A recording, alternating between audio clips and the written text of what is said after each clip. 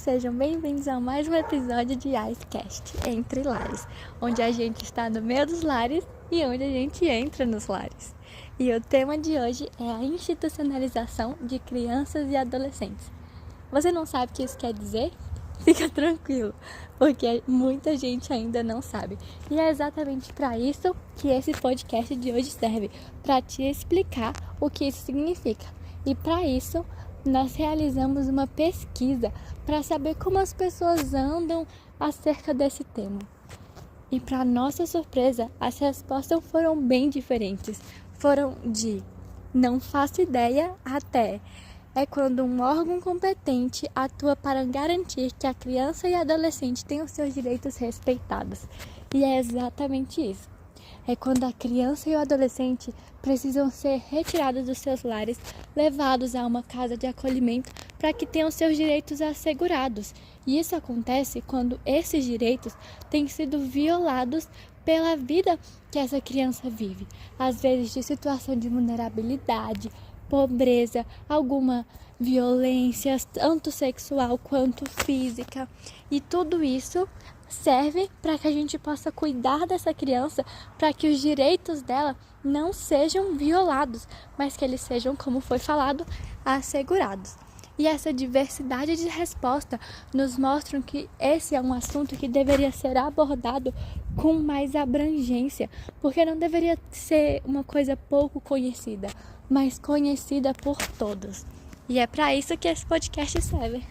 Todos os participantes da entrevista responderam que não presenciaram esse tipo de situação. Isso nos mostra que, apesar de ser algo recorrente, não é uma situação comum dentro das famílias do público que participou da entrevista.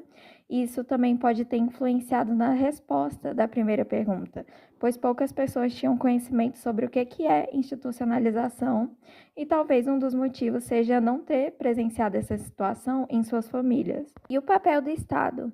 A pergunta é, na sua opinião, em uma situação de pobreza, caberia ao Estado acolher a criança ou procurar meios para resolver esse problema?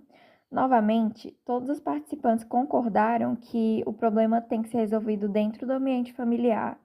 E um dos entrevistados ressaltou que o Estado atua muito no acolhimento de crianças e tem o objetivo de protegê-las e garantir um futuro digno para elas. Mas algumas vezes não é isso que acontece e muitas crianças acabam ficando à margem da sociedade e entrando no mundo do crime. Ou seja, o público compartilha da opinião de que nessa situação cabe ao Estado resolver esse problema dentro da família. E uma das perguntas mais importantes, né? E a opinião da criança é considerada, ela é escutada, ela é ouvida. E assim, né, as respostas mostram um consenso quase unânime de todas as pessoas que fizeram o nosso formulário. E algumas das respostas são: sim, todo sentimento e opinião merecem respeito e acolhimento. A criança deve ser escutada, mesmo que a decisão final não seja dela. Ouvir pode ser o ponto de partida para a solução melhor. E sim, mas deve haver um estudo de caso, pois a opinião pode estar baseada em medo ou manipulação. O direito de ser ouvido está no Estatuto da Criança e do Adolescente, mas isso não pode ser só no papel. Escutar é parte do cuidado, do carinho, do acolhimento. E todas as pessoas têm que ter esse cuidado com as crianças, porque, querendo ou não, cuidado com elas agora para que no futuro elas possam ser pessoas, cidadãos felizes e que não tenham acarretado nenhum trauma da infância, né? Depois do acolhimento, o que vem? A institucionalização é temporária, mas e depois? A criança volta para a família? Vai para a adoção ou fica esquecida? A opinião do público foi a seguinte: deve haver um trabalho com a família e a casa onde ela vivia. A criança não pode ser simplesmente colocada em um abrigo e esquecida. A família deve ser acompanhada também. O ciclo só se fecha quando há acompanhamento, apoio contínuo e uma perspectiva de futuro real para a criança. Diante disso, podemos perceber que os nossos entrevistados têm uma opinião mútua, onde eles concordam que as crianças têm que ter o acompanhamento sim, mas não só elas, a família também. Sabemos que a partir do momento em que o Estado toma conta da situação da criança ou do adolescente institucionalizado, é para que garanta a segurança e o bem-estar dos mesmos. A ideia é que essa medida seja temporária. até que eles encontrem uma opção mais estável e amorosa, onde eles consigam se sentir melhores. Como a sociedade pode prevenir o acolhimento de crianças? Olha, a gente ouviu respostas bem marcantes. Teve quem falou que é preciso apenas mais firme a quem desrespeita os direitos das crianças.